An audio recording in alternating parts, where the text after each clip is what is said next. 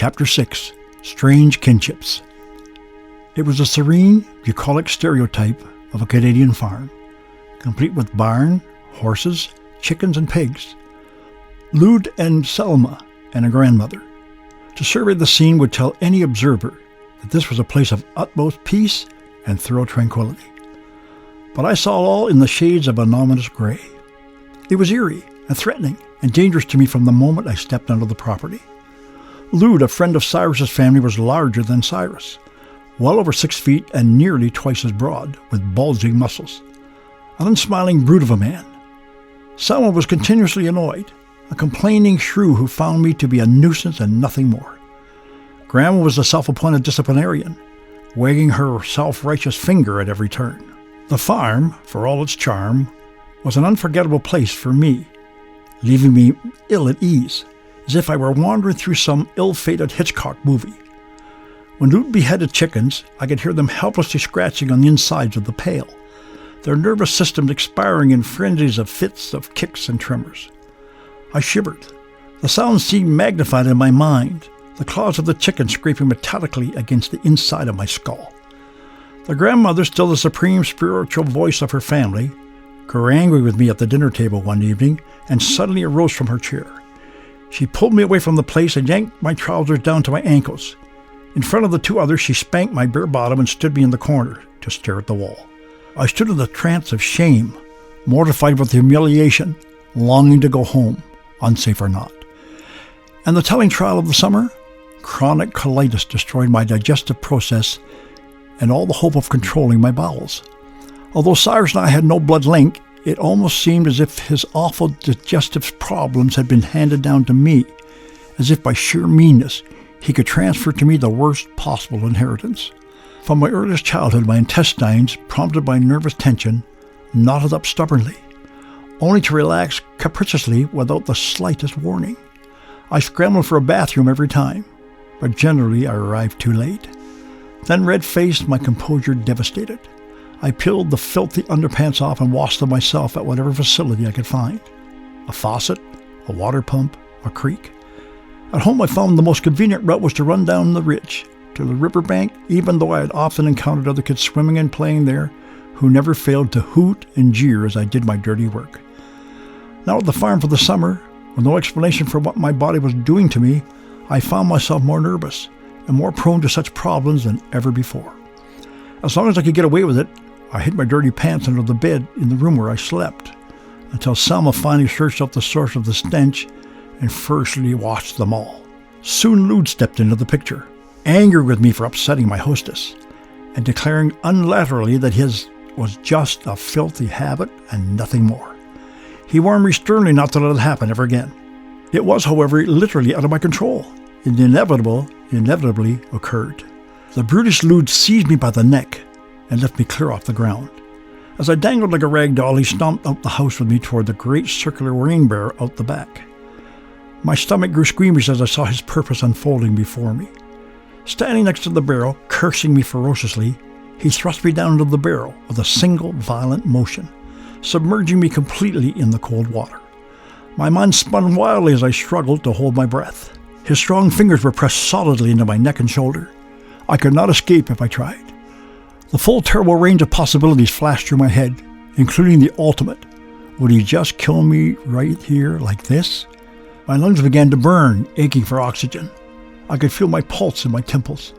I could listen to the death knell as it pounded through my skinny body. Wave after wave of terror and nausea swept over me in rapid succession, and my lungs felt like they would explode if they didn't get nourishment. Then, suddenly, his fingers tightened and pulled me out of the barrel. As my face broke through the thrashing surface of the water, a gulp of air rattled into my gaping throat. I coughed and sucked for more air desperately. But before I could recover, he had pushed me back down into the water. Again he held me under until my chest ached for relief, and again he hoisted me up at the last possible moment. I had barely filled my lungs with a swallow of oxygen before he had thrust me under the water for the 3rd time, and then a 4th time, until finally he felt he had made his point, and he set me down with a jolt beside the sloshing barrel and walked away. "See that you break that filthy habit," he muttered as he stalked up the porch steps into the house. I wobbled and sat down roughly in the dirt. leaning against the barrel, too traumatized to cry, too weak to stand up and wash my sloppy underpants. It was strange, but I would be glad to go home. 2 friends wandered into my troubled life, each destined for a tragic farewell. Skipper was the illegitimate offspring of a Labrador retriever and something else, a big, bony, black and tan dog who appeared out of the proverbial nowhere one day and apparently sensed in me a certain bastard kinship. He was never my pet, only my buddy. I never put him on a leash, yet he stuck with me as if I'd been expertly trained. It was a loyalty born out of commonness, magical and unshakable. We ran together, played together, and even though Skipper occasionally disappeared to sow wild dog oats in parts unknown, I was always sure of his return. It was instinct then that told me something was wrong. The air turned bland and still around me, and I knew in my gut that it was a problem with Skipper. From face to face I bobbed and throughout the neighborhood, asking every friend, every acquaintance if there was any news about Skipper, any information, any ideas. Someone said he'd been taken. I suspected from the beginning that he had been an owned dog at one time, although I never seen him tied up or in anyone's care. Now perhaps the Humane Society had picked him up and sold him, or perhaps he had been simply pressed into slavery by some evil human master. Old Ed Dupay, the story went, had Skipper tied up in a shed behind the Wincy Mill, where Ed worked, across the Nith River. If I stood on the ridge behind my house, I could see the top of the shed where Skip was supposed to be. I knew if I whistled for him, he would answer me. It was a whistle we always used, 3 short, shrill tones, and as I echoed down the ridge and across the river, I strained to hear the response. The wild, frustrated barking broke back across the river valley. My heart flopped, delighted to hear the old familiar sound, despondent with the mystery so sadly resolved. Each day for a week, I took my position on the ridge and whistled out the signal to my old friend. Each day without fail, Skipper barked wildly. I could imagine him straining at the chain, his neck muscles pulling against the choker, his paws scraping at the earth, but to no avail. Finally, I had to see him.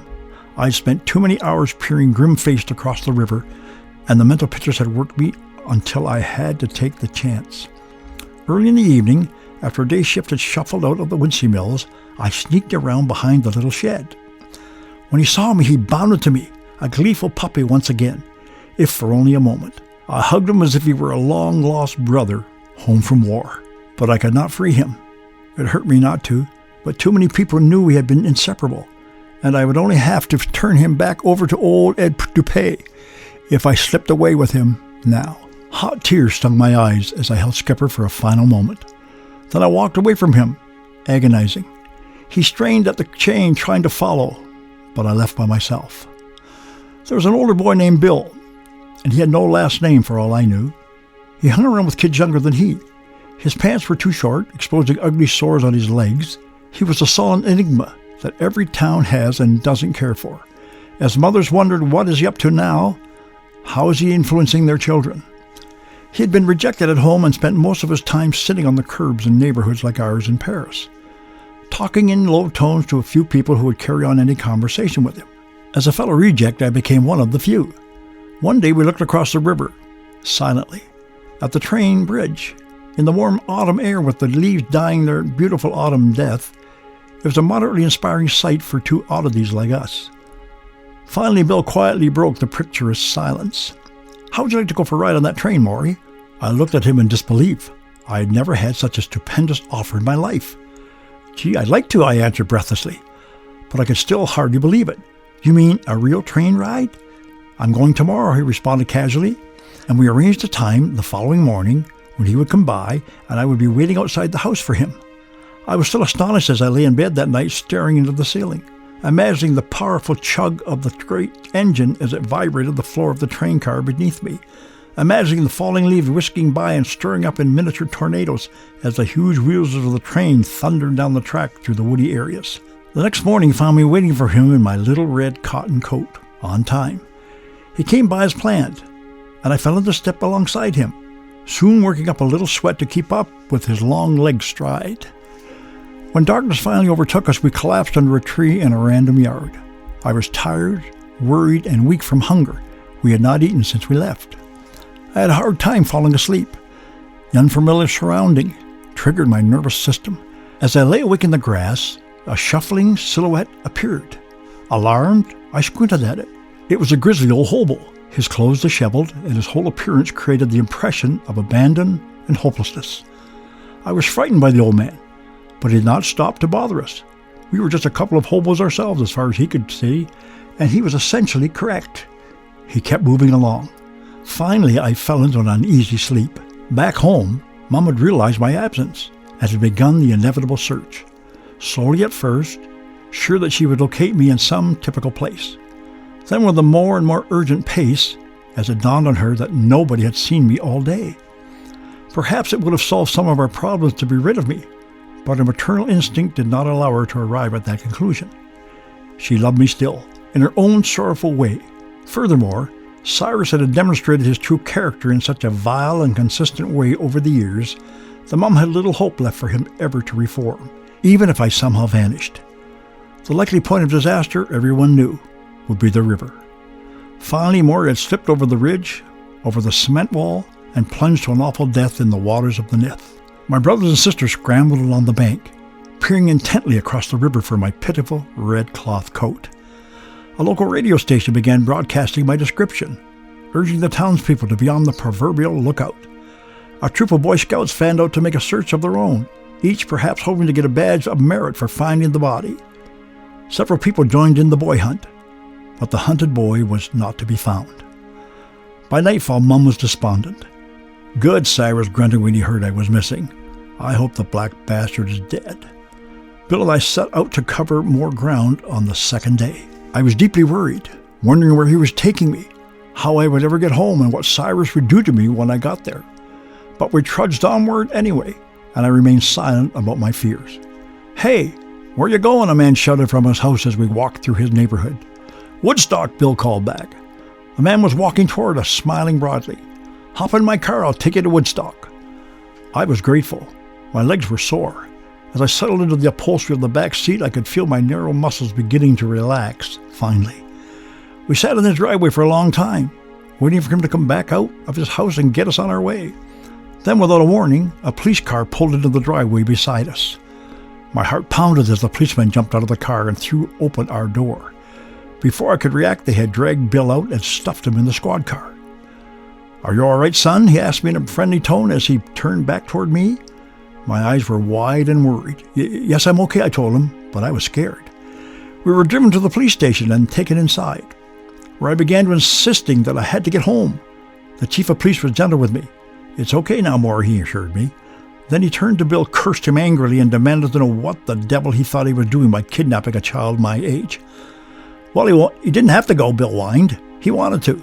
The chief, red-faced with anger, abruptly kicked Bill in the rear end. My mother was mourning, sitting at the living room window, holding my little brother Cyrus, when she saw a police car pulling up the street with my worried face pressed against the glass. Startled, she stood up, losing her grip on little Cyrus, who tumbled to the floor and cried loudly. Mum dashed for the door to greet me. It was a good feeling to be missed, something I had rarely felt in my life. She poured a big bowl of porridge and set a huge Danish pastry in front of me to fill my empty stomach. I was worried about the old man, but it was Saturday, and Mum assured me he was over at the hotel drinking and could be counted on not to show up for a while. Bill disappeared forever, a victim of his own loneliness. Cyrus was disappointed to discover me alive and well. He was especially cranky for the next few days. I was particularly careful to stay out of his way, but Cyrus was growing old.